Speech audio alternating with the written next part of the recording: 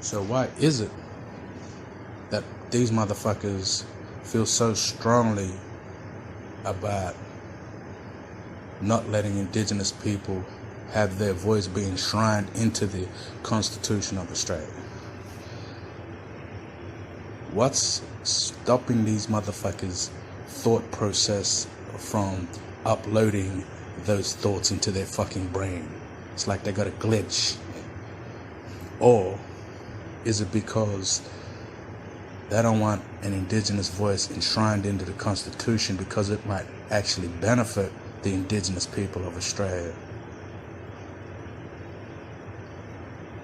Because these motherfuckers, the excuses, what they're coming up with, they're trying to bring this bitch Jacinta Price into the forefront, and we know this bitch is just a fucking the white man's puppet. We already know that shit. We know that Scott Morrison, Tony Abbott, John Howard, all these motherfuckers have their hand up her asshole, functioning her mouth to move while they, like a ventriloquist, you know what I'm saying?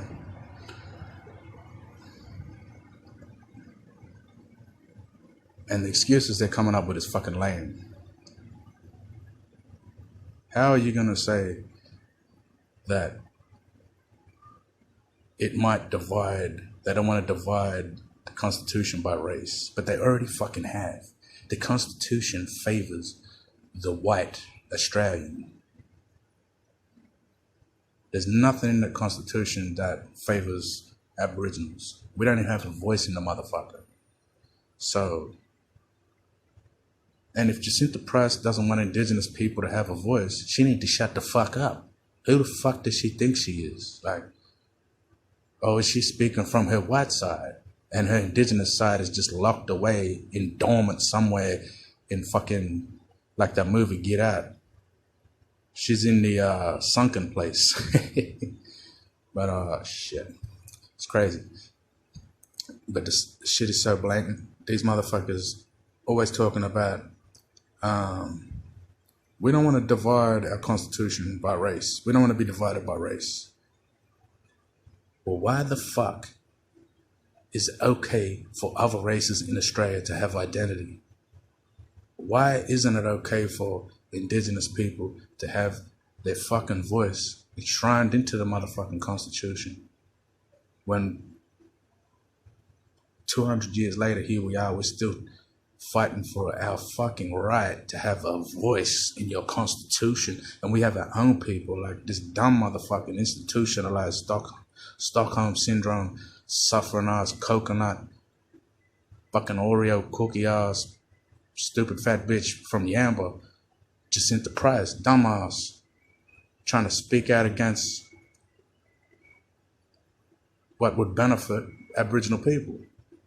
She's constantly doing that shit. She did that shit when Pat Cash, the tennis player dude, came over. And he was talking about, came over to Australia because he stays in another country. He got the fuck up out of it. He knows what it's all about down here. So he's been out of the matrix for a while of Australia. And he comes down here and sees how we're treated. And he's like, what the fuck? You still haven't grown. After all these years, you're still immature little motherfuckers. And that's why I like to say something from the Bible. I forget which part it is, but it says, woe the land whose king is a child. Now we need to get rid of all these immature motherfuckers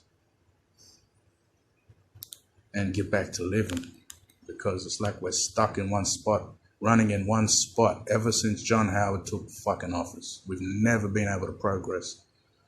We had a little bit of progression when Rod and them took over, but even that wasn't progression because there was still some undertone white supremacy bullshit happening by them calling for interventions on indigenous communities, which is still happening today. Like, we oppressed as fuck out here, man. They don't even give them people out there any money, the government. They give them cash cards. So they use these fucking cashless cards, you know what I mean, like EBTs and shit. But anyway, stay woke, my peoples. See what it is, man. These motherfuckers don't want us to have a voice. It's obvious.